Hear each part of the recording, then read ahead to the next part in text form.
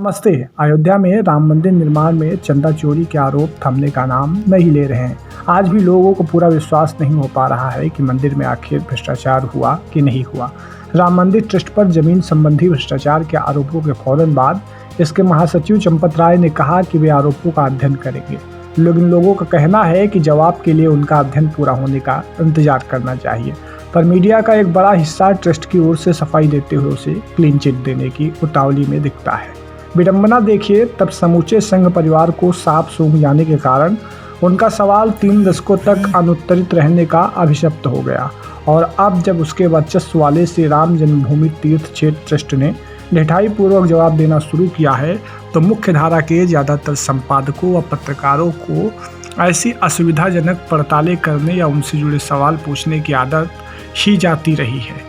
ये आदत नहीं जाती रहती तो ट्रस्ट द्वारा भूमि खरीद का 3 महीने से पुराना जो मामला इन दिनों चर्चा में है, उसकी बाबत जानने के लिए आप समाजवादी पार्टी के नेता व उत्तर प्रदेश के पूर्व मंत्री तेज नारायण पांडे, पवन या आम आदमी पार्टी के सांसद संजय सिंह की प्रेस कॉन्फ्रेंसों के मोहताज नहीं होते।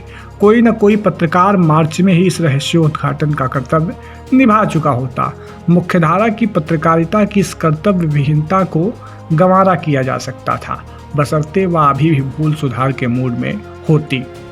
लेकिन अभी भी उसकी हालत हम तो डूबेंगे सनम वाली ही दिखती है। चूँकि ट्रस्ट के पास अपनी सफाई में कहने के लिए कुछ खास नहीं है, पवन और संजय द्वारा दिखाए गए दस्तावेजों को झुठलाने की नाकाम कोशिश के बाद वह किसी तरह की जांच से बचने की कोशिश में ठिठक सा गया है, जबकि सरकार बार बार इसे विपक्ष का मुद्दा बता रही है। इस कारण और कि उसके द्वारा प्रधानमंत्री नरेंद्र मोदी और मुख्यमंत्री योगी आदित्यनाथ की रिपोर्ट भेजे जाने के बावजूद ये पंक्तियां लिखने तक उनकी ओर से उसका पक्षारोपण करने वाला बयान नहीं आया। डैमेज कंट्रोल में लगे उनके शुभचिंतक व समर्थक यह जरूर कह रहे हैं कि वे जनता की अदालत में जाकर अपनी सफाई देंगे, लेकिन उनके पास इस साधारण से सवाल का जवाब भी नहीं है। वो सफाई जनता के बीच जाकर देंगे, उसे अभी दे देने में उन्हें क्या परेशानी हो रही है।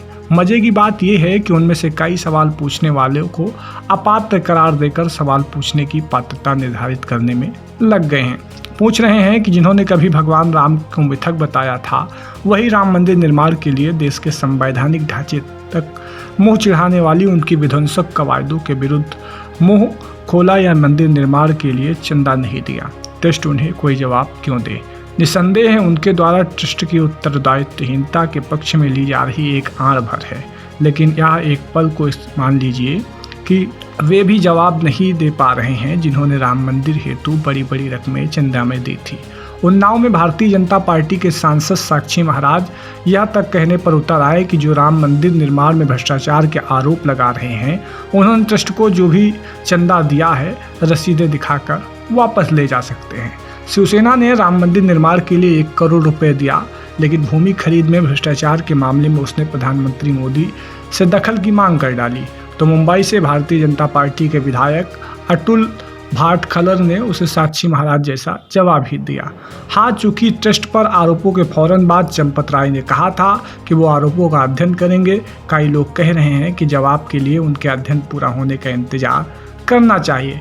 लेकिन अब पत्रकारिता के एक बड़ा हिस्सा ट्रस्ट को क्लीन चिट देने में लगा हुआ है, वैसे ही जैसे कभी जमींदारों के पक्ष में जमींदारों से ज़्यादा उनके करिंदे व लठैत मुखर रहते थे। यह हिस्सा कह रहा है कि क्या हुआ जो ट्रस्ट ने 18 मार्च को 2 अलग अलग भूमि सौदों में लगभग एक जैसे भूखंड क्रमशः 18.5 करोड़ और 8 करोड़ रुपए में खरीदे, एक प्रॉपर्टी डीलर की मार्फत और दूसरी सीधे भूस्वामियों से। क्या हुआ कि उनमें से 18.5 करोड़ वाली भूमि प्रॉपर्टी डीलरों ने कुछ ही मिनट बाद 2 करोड़ रुपए में खरीदी थी। यह हिस्सा इतना भर से संतुष्ट होने को तैयार है कि ट्रस्ट के 18.5 करोड़ रुपए देने पर भी उक्त भूमि कथित तौर पर बाजार दर से सस्ती है। महाराष्ट्र स्थित नागपुर से प्रकाशित दैनिक लोकमत समाचार अयोध्या संवाददाता त्रियुग नारायण तिवारी, जो सत्ता में संवाददाता हैं और राष्ट्रीय स्वयंसेवक संघ के मुखर समर्थन के लिए जाने जाते हैं, लोकमत समाचार में प्रकाशित एक रिपोर्ट में लिखा है कि ट्रस्ट ने 2 भूमि के सौदों में कुल 26 करोड़ 50 लाख रुपए से, जो कि 180 बिस्वा भूमि खरीदी है। वह भी 60 करोड़ रुपए की है और राम मंदिर निर्माण व अयोध्या रेलवे स्टेशन के विकास के बाद 1 अरब रुपयों की हो जाएगी। इस रिपोर्ट में ट्रस्ट की ओर से सफाई देते हुए उन्होंने लिखा कि जिस भूमि के 18.5 करोड़ रुपए में खरीदे जाने को लेकर विवाद हो रहा है, उसे 2 करोड़ रुपए में बेचने का एग्रीमेंट 2011 से चला आ रहा था, लेकिन बैनामा नहीं हो पा रहा था। क्यों? कारण बताते हुए वे लिखते हैं कि न्यायालय में उससे जुड़ा हुआ एक विवाद लंबित था। ट्रस्ट के पदाधिकारियों ने सत्ता और प्रशासन में अपने प्रभाव का इस्तेमाल करके उसे खत्म कर दिया। तब गत 18 मार्च को पहले स्वामियों द्वारा उसे 2 करोड़ रुपए में पहले की प्रॉपर्टी डीलरों की बैनामा किया गया और फिर प्रॉपर्टी डीलरों द्वारा 18.5 करोड़ रुपए में ट्रस्ट में बेचने का करार हुआ। इस क्रम में तिवारी क्या पता जानबूझकर या अनजाने में या बताना भूल जाते हैं कि 2011 से चले आ रहे जिस एग्रीमेंट का वो हवाला दे रहे हैं, 18 मार्च को भूस्वामियों द्वारा डीलरों को बैनामे से पहले उसे रद्द करा दिया गया था, ताकि बैनामे में एक अन्य प्रॉपर्टी डीलर का नाम शामिल किया जा सका। लेकिन तिवारी जी की रिपोर्ट में दी गई यह जानकारी कहीं से ज़्यादा महत्वपूर्ण है कि ट्रस्ट के पदाधिकारियों ने इससे पहले न्यायालय में चल रहे उक्त भूमि से जुड़ा विवाद निपटाने के लिए सत्ता तंत्र में अपने प्रभाव का इस्तेमाल किया। यह जानकारी सही है तो ट्रस्ट के भ्रष्टाचार या फिर उसे चंदा देने वालों के प्रति उसकी जवाबदेही का ही नहीं, उसके लिए सरकारी मशीनरी का दुरुपयोग भी किया गया है। मामला प्रशासनिक मशीनरी के इस विवाद में लिप्त होने के संकेत भी हैं। सूत्रों को दावा है कि जिस विवाद का उक्त रिपोर्ट में जिक्र है, उसका एक सिरा सुन्नी सेंट्रल वक्फ बोर्ड तक भी जाता है और उनके अनेक लोगों ने उक्त भूखंड वक्फ की ज़मीन पर बोर्ड की ओर से लगाई गई यह सूचना भी देखी है कि वह वक्फ की संपत्ति है और किसी भी द्वारा उसका कोई बैनामा किया जाए तो उसे शून्य समझा जाए। अगर ट्रस्ट के पदाधिकारियों ने वक्फ की इस दावेदारी को खत्म करने के लिए सत्ता का अपने प्रभाव का इस्तेमाल किया है तो किस हद तक किया है, यह भी अभी तक रहस्य है। तिवारी की रिपोर्ट पर एतबार करें तो प्रॉपर्टी डीलर सुल्तान ने उन्हें बताया था कि अयोध्या के जिलाधिकारी अनुज कुमार झा इस सौदे के सिलसिले में उसके घर पर आकर 3 से 4 बार मिले हैं। प्रसंगवश इन दिनों संघ समर्थक ज़्यादातर पत्रकार अपनी खुशी छिपाए नहीं छिपा पा रहे हैं।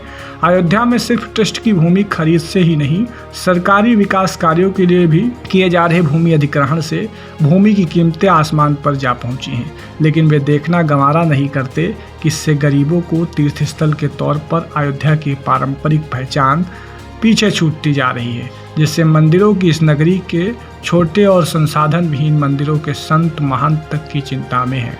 अब तक आसपास के जिलों में सबसे कम आय में गुजर बसर मुमकिन देख अनेक विपन्न गरीब अयोध्या की ओर मुँह कर दिया करते थे, लेकिन अब उनका जीवन लगातार दुभर होता जा रहा है।